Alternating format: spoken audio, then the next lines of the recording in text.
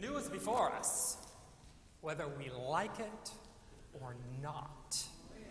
You know, we say this phrase all the time, don't we? It's part of the opening part of this worship service. It has been for a very long time.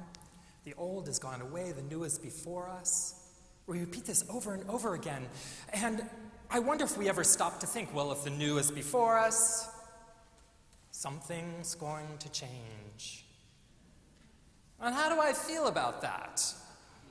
I think at a basic body level, the response to change is, ah!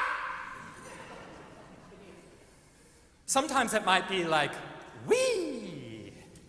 And oftentimes it's somewhere in between those two things. Sometimes both of those things are mixed up together as we anticipate change.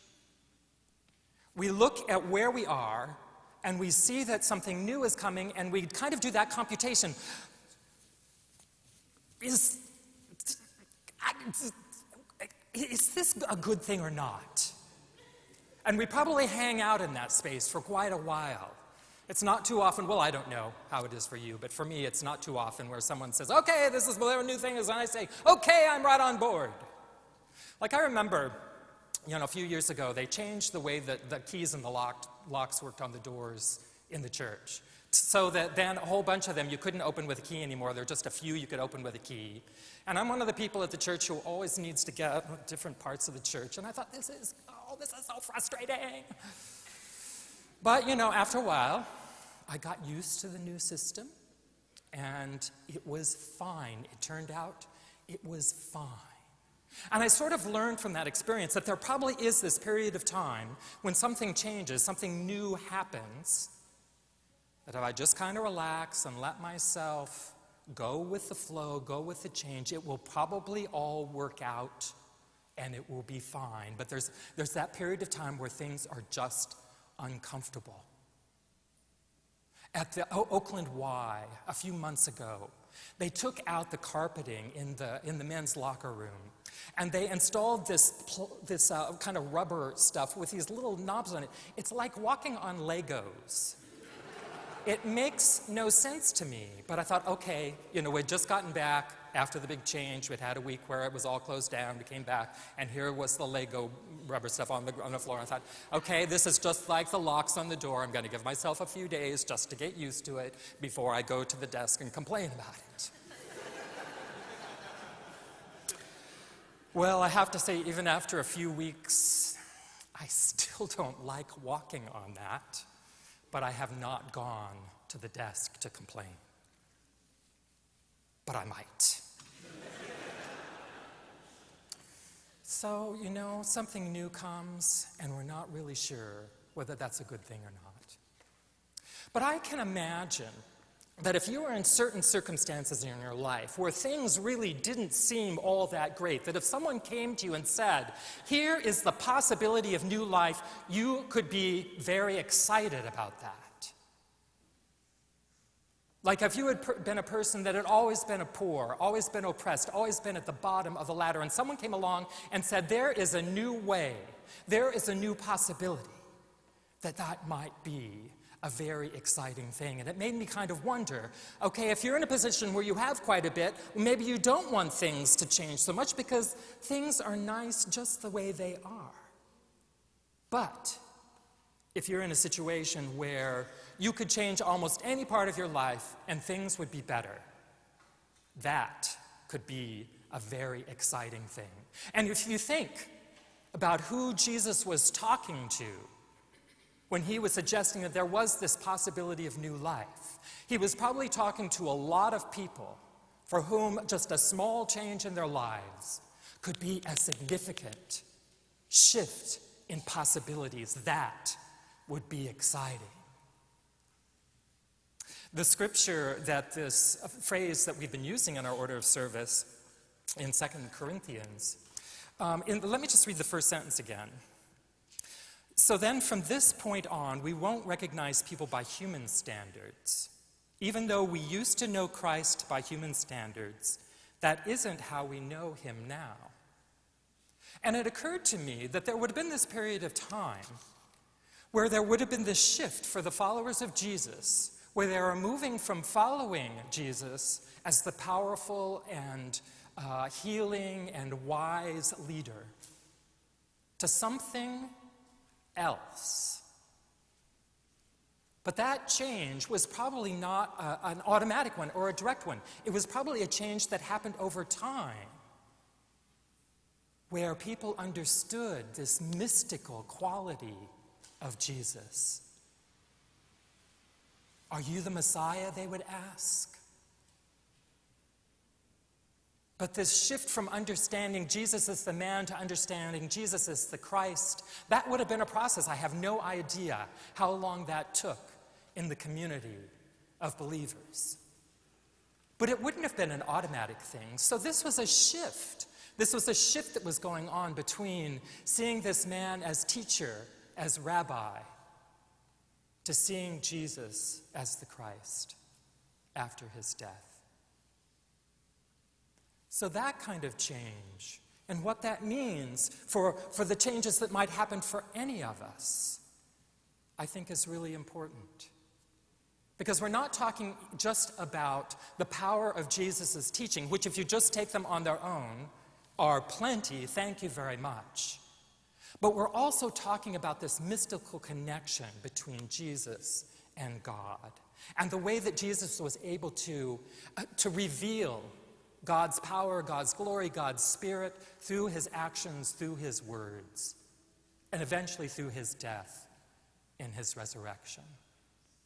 That is a powerful message for change, the possibility of change, because we're tapping into an even greater power, not just the power of wisdom, but the mysterious transformational power that I would maintain almost every person in this sanctuary has experienced at one point or another in your life. You may be experiencing it right now. You would not be coming to church, I believe, if you weren't expecting transformation. I mean, like, duh. Would you expect to come to church and sit here week after week and go to events and meetings and groups and all that and not expect to be changed by that? Of course we're going to be changed by that. That's what this institution is about. It's about transformation.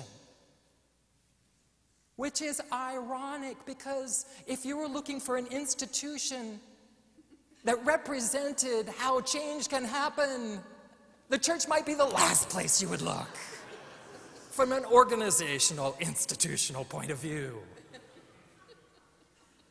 If you were to look up in the encyclopedia organizations that are really quick to change, you know, there would be lists of organizations, and you'd scroll down the list. You're looking on your computer, and you'd scroll again, and you'd keep scrolling, and you'd scroll some more, and almost at the bottom of the list would be the church.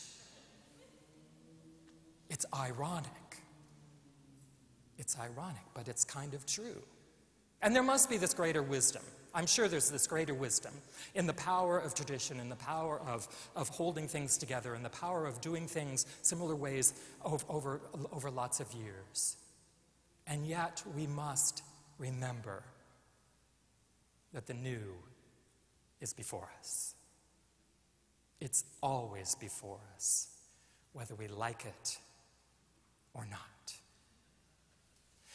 There was some work done by an author and organizational development sort of person. His name is Everett Rogers, and he wrote a book called The Diffusion of Innovation. And it's really about how organizations change. And he defines 5 categories of people in organizations and how they respond to change.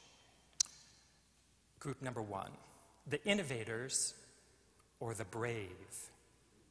These are the folks who are always out there with new ideas, and they make up about 2.5% of the total group. So I don't know, there are, 120 of you. So about 4 of you. Yeah, raise your hand. No, you haven't do that. Actually, that's a moment of confession. At the end, at the end we're going to divide into groups. No. The second group, the early adopters, or the respectable.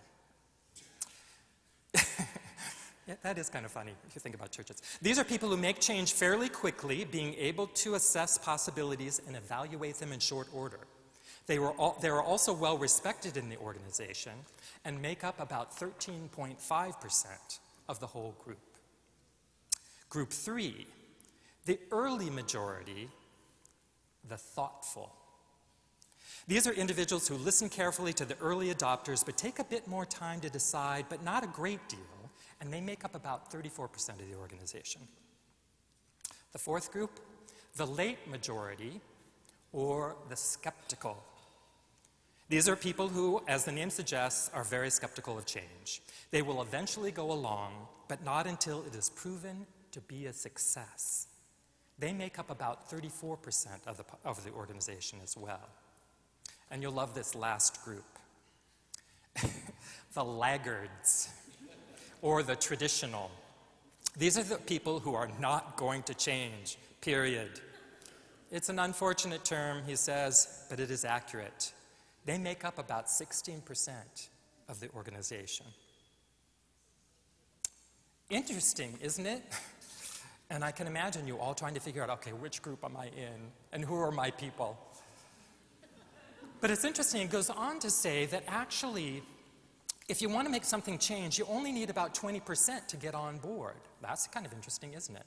So if you take the innovators, who are a very small group, 2.5, and the early adopters, or the respectable, 13.5, already there you're at about 16%. So you only need a few of the thoughtful. So there's hope. There is hope, it turns out. But this is not really about kind of the analysis of a congregation and whether they're going to change or not. It's really much deeper and much more important than that. It's really this possibility that things can change. You may be sitting in this pew at this very moment at the edge of something or another. An edge that you don't know how to deal with exactly. You're not really sure. Can I get out of the spot I'm in? Can I go to the next step? You may be coming this morning at precisely that point, and it may be a really big thing or it may be a small thing. But it wouldn't be uncommon for any of us to find points in our life where we just get to that edge. We're not even sure whether we can take the next step. But if we summon up this mystical power that presents the possibility of new life, where we're not on our own, number one, we're in it together, and number two, we're with God, any new life is possible. It may not seem like it at this particular point in your life, but any new life is possible. If you've had this experience in the past where you've realized that you needed to make that big step and you were able to do it for whatever reason, drawing on whatever power you did, hopefully the power of your faith, then you can carry that into the future to say, okay, here I am again. But even if you've never had that experience, here's the possibility that you can take that step, not because you necessarily have the power yourself, but because you have the power of the faith community and the power of God and the mystic power of this leader we call Jesus, the Christ. And it doesn't even really matter if you are one of those people who really focuses on that mystical part of Jesus or more the human leader part. Either way, there is the possibility of new life. As we look out into the world, we recognize that not only will things change, but they must change. Regardless of where we are as individuals, there are parts of the world, things that are happening in the world that simply must change. A little bit later, you're going to be hearing a little bit about the Black Lives Matter canvassings that are going to happen this afternoon. Racism in the United States is one of those things that has to change. The environment, how we're dealing with our climate, this is something that has to change. The way that we deal with conflict in the world, with war and displacement and refugees and people being killed on both sides, this has to change. The disparity among income levels and life possibilities, this has to change. And we know we can't do this alone. We can only do it by relying on our faith in God and the mystical power and possibility of new life. New life is possible. New life is possible. And we can either resist it or we can go for it.